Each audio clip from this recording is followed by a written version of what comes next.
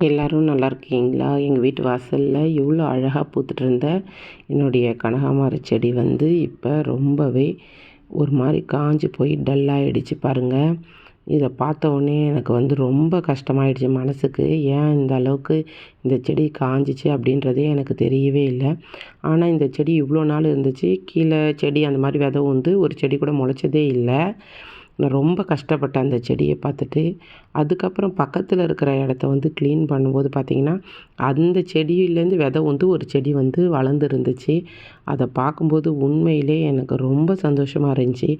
எவ்வளோ அந்த செடி காஞ்சிடுச்சுன்னு நான் கஷ்டப்பட்டேனோ, அவ்வளோ சந்தோஷம் இந்த செடியை பார்த்தோன்னே. இனிமேல் இதை நல்லா வளர்த்து அதே மாதிரியே பூ பூக்கும் அப்படின்னு ஒரு நம்பிக்கை வந்துடுச்சு. எனக்கு ரொம்ப சந்தோஷமாக இருந்துச்சு.